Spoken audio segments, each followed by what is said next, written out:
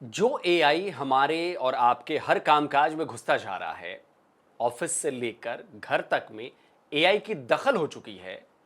जिस artificial intelligence पर अब हम अभी से निर्भर होते जा रहे हैं, उसी एआई ने अमेरिकी फौज से 168 बेगुनाह ईरानी बच्चों की हत्या करवा दी।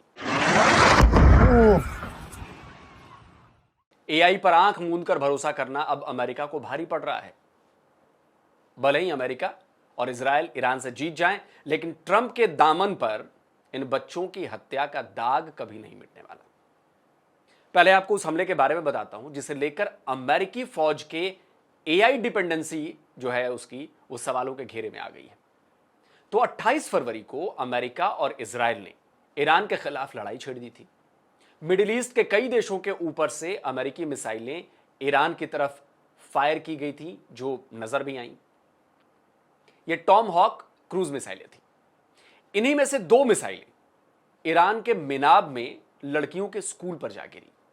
इस हमले के बाद पूरा का पूरा स्कूल मलबे में बदल चुका था। हर तरफ चीख पुकार और मातम था।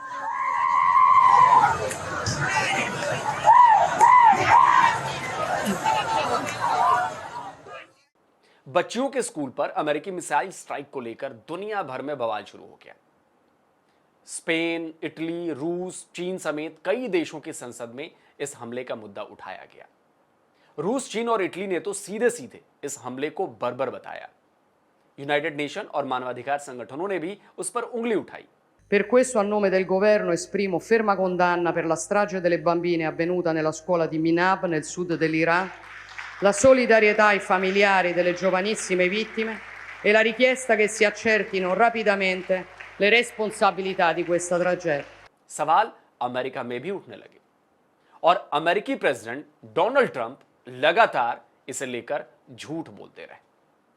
पहले उन्होंने कहा कि उन्हें इस हमले की जानकारी ही नहीं। I don't know about it. जब दोबारा उनसे पूछा गया, यह सवाल किया गया, तो उन्होंने फिर झूठ बोल दिया। कहा ईरान के पास भी टॉम हॉक मिसाइलें हैं और स्कूल पर गिरी मिसाइलें ईरान ने खुद फायर की थी। I will say that the Tomahawk, which is one of the most powerful weapons around, is used by, is sold and used by other countries, you know that. And whether it's Iran, who also has some Tomahawks, I wish they had more. But whether it's Iran or somebody else, the fact that a tomahawk is very generic. It's sold to other countries, but that's being investigated right now. Trump ने ऐसा झूठ बोला जिसका भांडा फूटने में देर नहीं लगने वाली थी, क्योंकि टॉमहॉक क्रूज मिसाइल अमेरिका के अलावा केवल यूनाइटेड किंगडम के पास है। इस झूठ पर ट्रंप की चौतरफा थू-थू होने लगी। अमेरिकी सीनेट में भी ट्रंप को खूब खरी खोटी सुनाई गई थी। Makes this incident even more forgivable is that the president is lying to us. The president of the United States knows that Iran doesn't have tomahawks. The president of the United States should know that we're the only nation using tomahawks. The idea that he is pretending to not know about the bombing of this school, the idea that he is trying to pretend that the Iranians somehow stole a Tomahawk missile from the United States, figured out how to launch it, and aimed it at a school is absurd and offensive. अमेरिकी सरकार और खुद president Trump Iran के school पर गिरी missile की आंच से तप रहे हैं। अमेरिकी मिलिट्री से लेकर सीनेटर तक इस मामले की जांच कर रहे हैं, और जो शुरुआती जांच में जो बातें सामने आ रही हैं वो बेहद खतरनाक है। पहली बात यह आई है सामने कि अमेरिकी आर्मी ने यह मान लिया है कि स्कूल पर जो मिसाइल गिरी थी वो अमेरिकी मिसाइल थी और अमेरिका ने ही फायर किया था। दूसरी बात यह पता चली है कि अमेरिकी सेना में इस्तेमाल की जा रही आर्टिफिशियल इंटेलिजेंस तकनीक की खामी की वजह से मिसाइलें स्कूल पर जाकर गिरी। एआई यानी आर्टिफिशियल इंटेलिजेंस आज की लड़ाई में बहुत बड़ी भूमिका निभा रहा है। अमेरिका ईरान पर किए जा रहे हमलों में क्लाउड नाम के एआई टूल का इस्तेमाल किया जा रहा है। इसी टूल की वजह से उसने जंग के शुरुआती 24 घंटे में 1000 से ज्यादा टारगेट्स पर सटीक हमलों को अंजाम दिया था। American news website the wall street journal ने 7 मार्च को इस जंग में एआई के इस जबरदस्त इस्तेमाल पर एक रिपोर्ट भी पब्लिश की थी। टाइटल था how AI is turbocharging the war in Iran, यानी एआई ईरान के साथ चल रहे युद्ध को और ज्यादा कैसे भड़का रहा है, टर्बोचार्ज कर रहा है।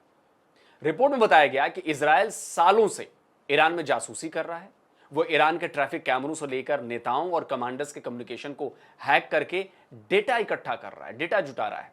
ये डेटा बहुत बड़ी मात्रा में है, लेकिन एआई की मदद से इन सारे डेटा को बहुत तेजी से छाना जा रहा है, जिससे सटीक जानकारी मिल सके। हमलों के दौरान एआई इंटेलिजेंस गैदरिंग, टारगेट को चूज करना यानी कि चुनना, हमले का मिशन तैयार करना, हमले के बाद हुए नुकसान का आकलन करने से लेकर हमले के लिए सही वेपन यानी कि सही हथियार चुनने तक में एआई मदद पहुंचा रहा है। अमेरिका ने रूस यूक्रेन वॉर से जंग में एआई टेक्निक को अधिक से अधिक इस्तेमाल करने की जरूरत महसूस की थी और इजराइल ने अक्टूबर 2023 के हमले के बाद गाजा में ऑपरेशन चलाने में एआई का खूब इस्तेमाल किया। पेंटागन ने ओपन एआई के साथ एक कॉन्ट्रैक्ट किया है, जबकि ईरान के साथ चल रही जंग में एंथ्रोपिक के एआई एजेंट क्लाउड का प्रयोग किया जा रहा है। यह भी खबर है कि क्लाउड को प्लांटिर के मेवन सिस्टम के साथ भी जोड़ा गया है। अमेरिकी सेंट्रल कमांड के कमांडर एडमिरल ब्रैड कूपर ने खुद स्टेटमेंट जारी किया है और इस स्टेटमेंट में उन्होंने बताया है कि अमेरिकी फौज हमलों में एआई का इस्तेमाल कर रही है। Warfighters are leveraging a variety of advanced AI tools. These systems help us sift through vast amounts of data in seconds, so our leaders can cut through the noise and make smarter decisions faster than the enemy can react. इसके बाद यह साफ होने लगा कि Iran के school पर गिरे मिसाइलों के पीछे भी एआई ही है। जब ईरानी स्कूल पर अमेरिका की मिसाइल गिरी तो ऐसे भी स्टेटमेंट सामने आई कि मिसकैलकुलेशन की गई, लेकिन अब यह साफ हो गया है कि यह मिसकैलकुलेशन मैनुअल नहीं बल्कि आर्टिफिशियल इंटेलिजेंस की वजह से हुई है। उसकी वजह यह थी कि स्कूल पर एक मिसाइल नहीं गिरी थी, बल्कि 2 टॉमहॉक क्रूज मिसाइलों ने उस स्कूल को 40 मिनट के अंतर पर 2 बार हिट किया था।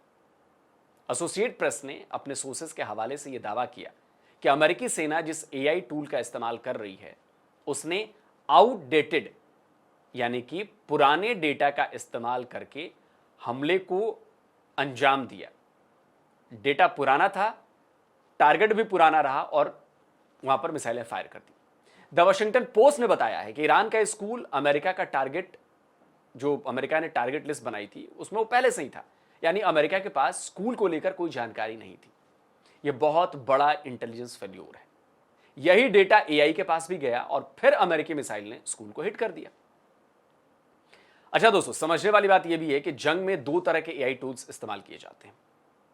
एक तो ऑटोमेटेड वेपन्स जो खुद ही टारगेट चुनकर हमला करते हैं, और दूसरा वो जो तमाम डेटा को छानकर वॉर सेंटर के कंट्रोल सेंटर को इंटेलिजेंस और प्लानिंग में मदद करते हैं।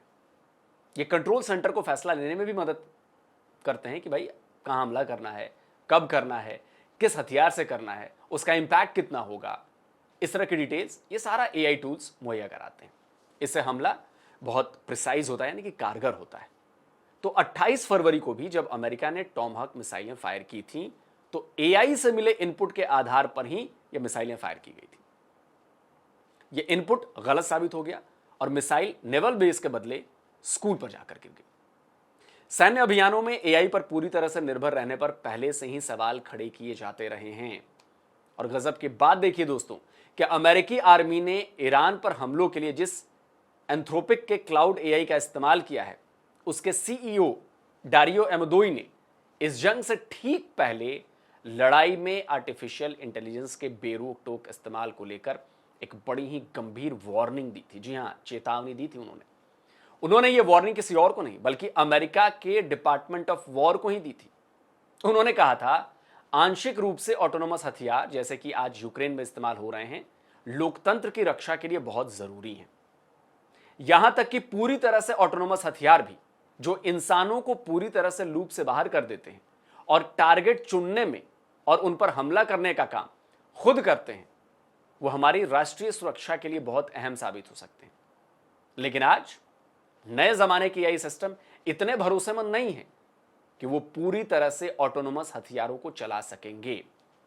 हम जानबूझकर ऐसा कोई प्रोडक्ट नहीं देंगे जिससे अमेरिका के सैनिकों और आम नागरिकों की जान खतरे में पड़े। सही निगरानी के बिना पूरी तरह से ऑटोनोमस हथियारों पर यह भरोसा नहीं किया जा सकता है वो वैसा ही जरूरी और सही फैसले ले पाएं जैसा कि हमारे बहुत ज्यादा ट्रेंड और पेशेवर सैनिक हर रोज लेते हैं। इन्हें सही सुरक्षा उपायों के साथ ही तैनात किया जाना चाहिए, जो कि आज मौजूद नहीं है। दोस्तों, असल में अमेरिका का वॉर डिपार्टमेंट एंथ्रोपिक के एआई का अपने हिसाब से इस्तेमाल करना चाहता है, जिसके लिए एंथ्रोपिक तैयार नहीं, और यह मामला अब कोर्ट तक पहुंच गया है क्योंकि पेंटागन ने उसे ब्लैकलिस्ट कर दिया। जाहिर है, इसलिए 26 तारीख को दिया गया डारियो एमुदोई का बयान भी इसी वजह से अमेरिका ने अनसुना कर दिया, और इसके ठीक 2 दिन बाद ईरान पर किए गए हमले में मिसाइल जो एआई कंट्रोल्ड थी या एआई डेटा फीड था, उसमें वो मिसाइल नेवल बेस की जगह पे ईरान के स्कूल पर गिर गई। John R Lindsay Georgia Institute of Technology के School of Cyber Security and Privacy और Sam Nunn School of International Affairs में एसोसिएट प्रोफेसर हैं। उन्होंने द कन्वर्सेशन में ईरान पर अमेरिका के किए गए अटैक में एआई की भूमिका को लेकर एक बड़ा ही जबरदस्त आर्टिकल लिखा है। इसकी हेडिंग है, US military leans into AI for attack on Iran, but the tech doesn't lessen the need for human judgement in war. मतलब ईरान पर हमले के लिए अमेरिकी सेना एआई का सहारा ले रही है, लेकिन यह तकनीक युद्ध में जो मानवीय विवेक है उसकी जरूरत को कम नहीं करती। इस आर्टिकल में उन्होंने बताया है कि साइंस फिक्शन और रियल वॉर में अंतर है, और एआई अभी इतना कैपेबल नहीं हुआ है कि वो रियल वॉर में धड़ल्ले से इस्तेमाल किया जा सके। एआई अभी इस क्षेत्र में बिल्कुल नया है, जबकि अमेरिकी आर्मी के फौजी इस तरह के ऑपरेशन को हैंडल करने के लिए पूरी तरह से ट्रेंड हैं, प्रशिक्षित हैं। एआई टूल्स मानवीय पहलू पर विचार नहीं करता, जबकि फौजी जंग के दौरान भी इस तरह की बातों का ध्यान रखते हैं। ईरान पर हुए इस हमले में बच्चों की जान जाने के बाद अमेरिकी संसद में भी एआई के इस्तेमाल पर सवाल उठ रहे हैं। यूएस कांग्रेस में हवाई की रिप्रेजेंटेटिव जिल टोकुडा हाउस आर्म्ड सर्विसेज कमेटी की सदस्य हैं। उन्होंने एक इंटरव्यू में कहा है, क्या कहा है मैं आपको उसका एक छोटा सा हिस्सा मैं आपको बताता हूं, कि हमें एक पूरी और निष्पक्ष समीक्षा की जरूरत है ताकि यह पता चल सके कि क्या एआई ने पहले ही ईरान के साथ युद्ध में किसी को नुकसान पहुंचा दिया है या किसी की जान खतरे में डाली है। जीवन मरण से जुड़े फैसलों में इंसानी सूझबूझ ही सबसे अहम होनी चाहिए। दोस्तों, ठीक इसी तरह का बयान Congress member of house armed services committee की एक और सदस्य रेप सारा जैकब्स ने दिया है। उन्होंने कहा कि एआई टूल्स 100% भरोसेमंद नहीं होते, वो कई बार बहुत ही बारीक तरीकों से काम करना बंद कर सकते हैं, फिर भी उन्हें इस्तेमाल करने वाले लोग उन पर जरूरत से ज्यादा भरोसा करते रहते हैं। हमारी यह जिम्मेदारी है कि हम सेना द्वारा एआई के इस्तेमाल पर सख्त पाबंदियां लगाएं और यह सुनिश्चित करें, पक्का करें कि जानलेवा ताकत के इस्तेमाल से जुड़े हर फैसले में कोई इंसान शामिल हो, क्योंकि अगर यह फैसला गलत हो गया तो इसका नतीजा आम नागरिकों और इन मिशनों को अंजाम देने वाले सैनिकों के लिए बुरा हो सकता है। वहीं चीन की तरफ से भी एक बयान सामने आया है। चीन के रक्षा मंत्रालय के प्रवक्ता जियांग बिन ने कहा है कि सेना का बिना किसी रोक टोक के एआई का इस्तेमाल करना, दूसरे देशों की संप्रभुता का उल्लंघन करने के लिए एआई को एक ऐसे हथियार के तौर पर इस्तेमाल करना, एआई को युद्ध से जुड़े फैसलों पर बहुत ज्यादा असर डालने देना, और एल्गोरिदम को, यह बहुत इंपॉर्टेंट लाइन है, एल्गोरिदम को किसी की जिंदगी या मौत का फैसला करने की ताकत देना। ये सभी चीजें न सिर्फ युद्ध के दौरान नैतिक सीमाओं और जवाबदेही को कम करती हैं, बल्कि इससे तकनीक के बेकाबू होने पर भी सवाल पैदा होते हैं कि कहीं वो बेकाबू ना हो जाए, और ये खतरा पैदा होता है। तो दोस्तों, साफ है कि साबित हो गया कि ईरान पर हमले के लिए अमेरिका ने बहुत जल्दबाजी में एआई टूल्स का इस्तेमाल किया, जिसके नतीजे बेहद भयानक साबित हुए। वैसे इस युद्ध में अमेरिका की कई डिफेंस सिस्टम में भी खामियां नजर आ रही हैं। 1 मार्च को कुवैत के आसमान में 3 अमेरिकी फाइटर जेट शॉट डाउन कर दिए गए थे। अमेरिका ने दावा किया कि ये जेट्स ईरान ने शॉट डाउन नहीं किए, बल्कि कुवैत में तैनात उसके ही एयर डिफेंस सिस्टम ने गिराए हैं। तो सवाल उठता है कि क्या कुवैत में तैनात अमेरिकी एयर डिफेंस सिस्टम ने अपने ही जेट्स को नहीं पहचाना? 12 मार्च को भी अमेरिका का एक एयर रिफ्यूलर इराक में क्रैश कर गया।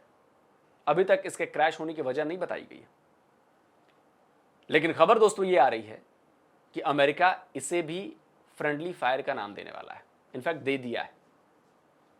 अब फ्रेंडली फायर में 3 फाइटर जेट्स और 1 एयर टैंकर का गिरा दिया जाना अमेरिका के मिलिट्री पर सवाल खड़े कर रहा है। और देखिए, सवाल तो अमेरिका के एयर डिफेंस सिस्टम पर बहुत पहले से ही उठ रहे हैं। ईरान की मिसाइलें और ड्रोन्स मिडिल ईस्ट में मौजूद उनके सभी बेसिस पर लगातार गिर रही हैं, उसके एयर डिफेंस रडार्स को हिट कर रही हैं, लेकिन अमेरिका उन्हें रोक नहीं पा रहा है। इन सब के बाद अब अमेरिकी सेना में एआई को लेकर उठ रहे सवालों ने उसे बहुत ज्यादा बड़ी मुश्किल में डाल दिया है। मैंने पहले भी कहा कि जंग का अंजाम चाहे जो भी हो, लेकिन अमेरिका अपने ऊपर लगे इन दागों को कभी साफ नहीं कर पाएगा। दोस्तों, आप क्या कहते हो? आपको कितना खतरनाक लग रहा है ये एआई? कमेंट करके अपनी राय दीजिए। जल्दी मिलता हूं एक और नई वीडियो के साथ। नमस्कार, जय हिंद।